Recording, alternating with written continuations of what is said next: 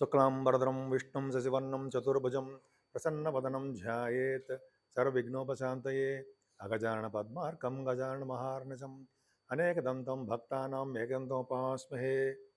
చూస్తుంటే మీ అందరికీ, అలాగే విదేశాల్లో కూడా ఉంటూ నన్ను ఎంతగానో ఆదరిస్తూ ప్రోత్సహిస్తున్నటువంటి మీ అందరికీ కూడా నా హృదయపూర్వక నమస్కారాలు.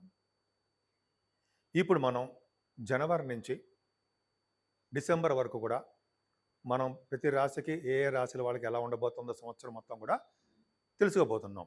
అంతేకాదండి, ఇప్పుడు ఈ సంవత్సరంలో ఉగాది నుంచి అంటే 1 ఏప్రిల్ నుంచి అంటే 30వ తారీఖు మార్చి అనుకోవచ్చు నుంచి కూడా ఉగాది స్టార్ట్ అవుతుంది. ఆ సంవత్సరాన్ని విశ్వావసు సంవత్సరము అంటాం. ఈ విశ్వావసు సంవత్సరం అంతేకాకుండా ఆదివారం నాడు ఈ మన ఈ ఉగాది స్టార్ట్ అవ్వబోతుంది, ప్రారంభం అవ్వబోతుంది. అంటే ఆదివారానికి రాజు రవి. రవి ఉండడం వలన ఆ సంవత్సరం మొత్తం కూడా రాజులాగా వెలిగిపోవచ్చు అనమాట చాలామంది. అంతేకాకుండా విశ్వావసు సంవత్సరం కాబట్టి విశ్వావసు అనే ఆయన గంధర్వులకు కూడా రాజు అవుతాడు ఆయన. సో ఆయన గంధర్వ రాజులకి జనరల్గా ఏంటంటే సంగీతంలోను, సాహిత్యంలోను, గీతాల్లోను, నృత్యాల్లోను, ఇలాగా పాటలు పాడడంలోను, ఇలా వాళ్ళందరికీ గంధర్వ రాజులు బాగా వీటిలో ఆరితేరిన వాళ్ళే. అంటే సంగీతం పాడడంలోనూ మీకు తెలుసు, పాడడం అంటే తెలుసు. అలాగే నృత్యము, వీళ్ళందరూ ఇవన్నీ చేస్తారు. సో ఇవన్నీ కూడా గంధర్వులు చేసే అవకాశం చేస్తూ ఉంటారు. కాబట్టి ఈ సంవత్సరం మొత్తం కూడా గంధర్వులు ఎలా చేస్తున్నారో అలాగే ఈ సంవత్సరం కూడా గాయని గాయకులకి, నృత్య కళాకారులకి, డబ్బింగ్ ఆర్టిస్టులకి, సినిమా రంగ పరిశ్రమలో ఉన్న వాళ్ళందరికీ కూడా ఈ సంవత్సరం మొత్తం కూడా అద్భుతంగా ఉంటుంది. అంతేకాకుండా ఈ సంవత్సరం కూడా ఈ కళారంగంలో ఉన్నవాళ్ళు అంటే సంగీతము, నృత్య కళాకారులు, బాగా పాడేవాళ్ళు అందరూ కూడా గాయని గాయకులు కూడా విదేశాల్లో కూడా వాళ్ళ ప్రోగ్రామ్స్ ఉండి విదేశాలకు వెళ్ళి వాళ్ళ ధనము, కీర్తి సంపాదించడానికి అవకాశం ఎక్కువ ఉంది. అంతేకాదండి, ఈ విశ్వవస సంవత్సరంలో వానలు బాగా పడతాయి. వానలు బాగా పడడము, పంటలు బాగా పండడంలో రైతులకు బాగా ఆనందదాయకంగా ఉండడంలో అతిశయోక్తి లేదు. ఖచ్చితంగా చాలా బాగుంటుంది. అంతేకాదండి, వివాహ శుభకార్యాలు కూడా గంధర్వ రాజులు కాబట్టి వివాహ శుభకార్యాలు కూడా, వివాహాలు కూడా కోరుకున్న వాళ్ళతో పెళ్ళిళ్ళు అవ్వడానికి ఎక్కువ అవకాశాలు ఈ విశ్వావస సంవత్సరంలో ఉండబోతున్నాయి. ఇప్పుడు ధనుర్రాశి గురించి తెలుసుకుందామండి. ఈ సంవత్సరం మొత్తం కూడా ధనుర్రాశి వాళ్ళకి చాలా బాగుండబోతుంది అన్నది సందేహం లేదు. బాగుండబోతుంది అందరికీ బాగుంటుంది అనుకోండి. ఇప్పుడు తెలుసుకుందాం ఎందుకు బాగుండబోతుందో తెలుసుకుందాం.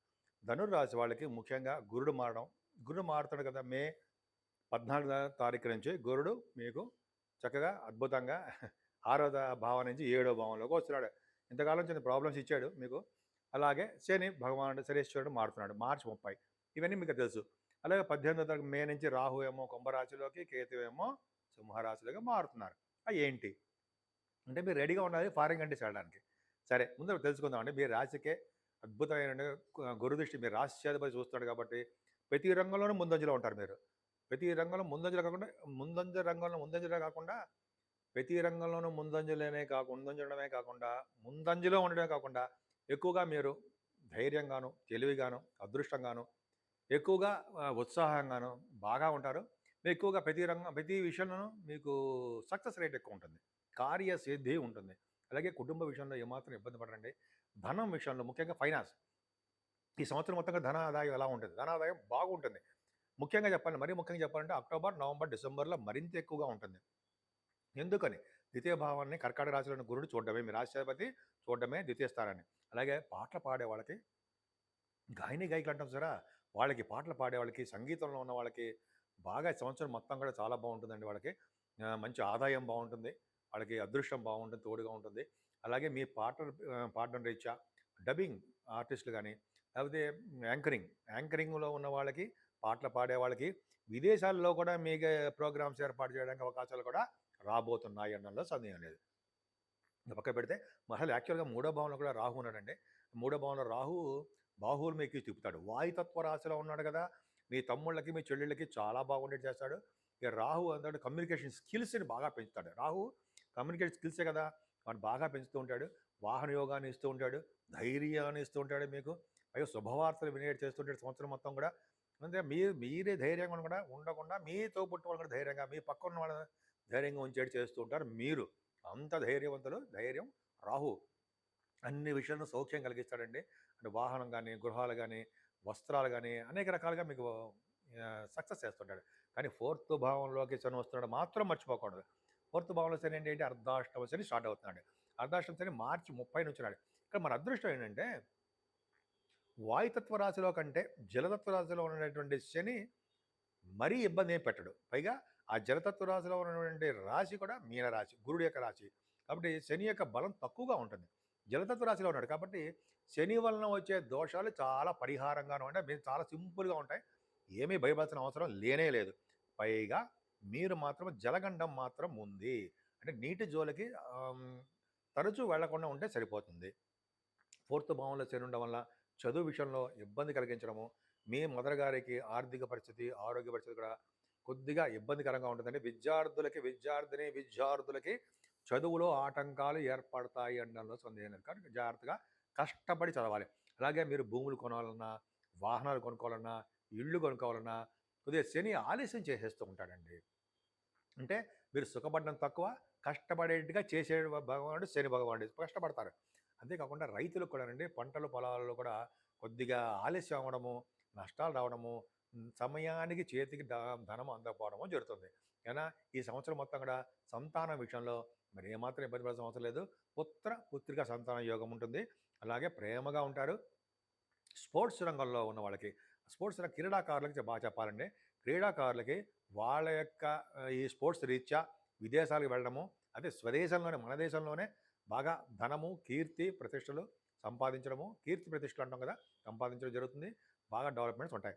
అలాగే సినిమా రంగంలో ఉన్న వాళ్ళకి, గాయకులకి వాళ్ళు చెప్పాం కాబట్టి సంగీతం, సాహిత్యం, నృత్య కళాకారులకి, అలాగే సాహిత్య రంగంలో బాగా డెవలప్ అవడానికి ఎక్కువ అవకాశాలు ఉన్నాయి. ఈ సంవత్సరం మొత్తం కూడా శత్రు భయం మీకు ఉంది. కొద్దిగా జాగ్రత్తగా ఉండండి. కొద్దిగా అనారోగ్య సమస్యలు మీకు వెంటాడవచ్చు.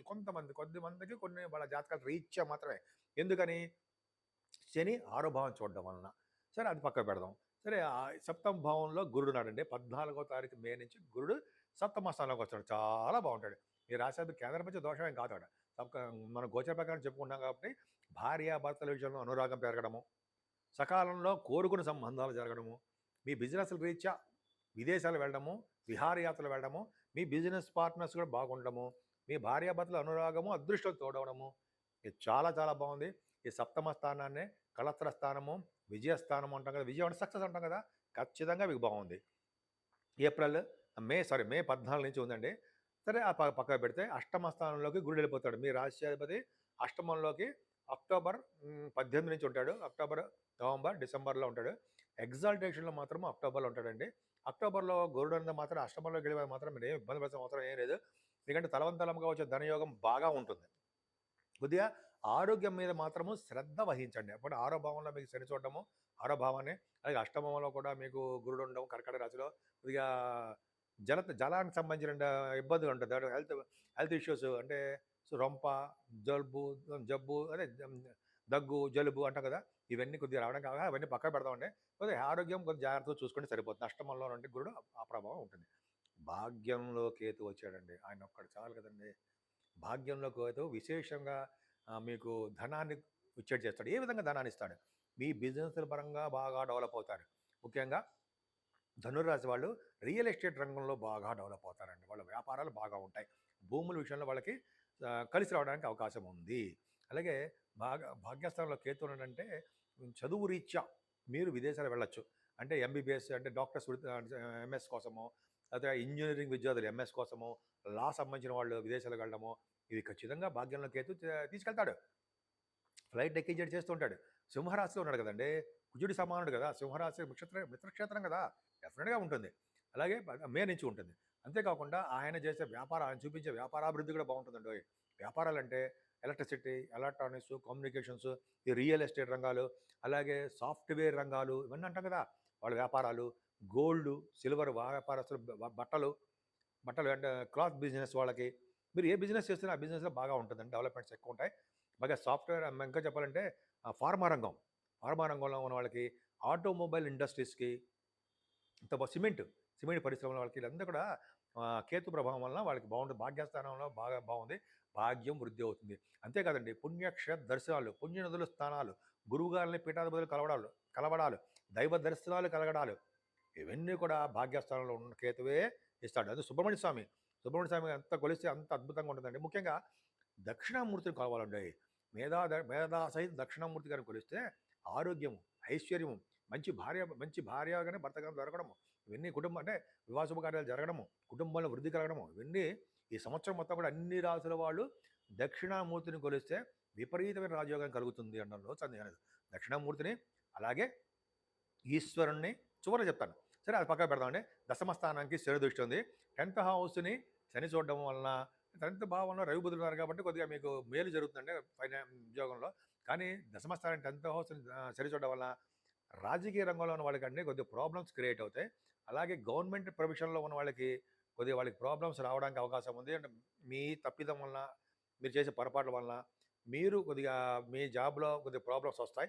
కొంతమందికి జాబుల్లో విషయం ప్రాబ్లమ్స్ ఉంటాయి. సాఫ్ట్‌వేర్ రంగ ఉద్యోగస్తులు కూడా జాబ్‌లో ప్రాబ్లమ్స్ ఉన్నాయి. శని దృష్టి దశమ స్థానంకి ఉండడం వలన సో కొద్దిగా జాగ్రత్తగా ఉంటే మంచిదండి. 10th హౌస్ అంతా అద్భుతంగా మాత్రం ఏమీ లేదు. కొద్దిగా జాగ్రత్తగానే ఉండాలి. అలాగే కొత్త ఉద్యోగాల కోసం ఆడవాళ్ళు గాని, మగవాళ్ళు గాని ప్రయత్నం చేస్తున్నప్పుడు వాళ్ళు కష్టపడితే తప్ప ఉద్యోగాలు రావు. ఉద్యోగ భద్రత కొద్దిగా తక్కువగా ఉందండి.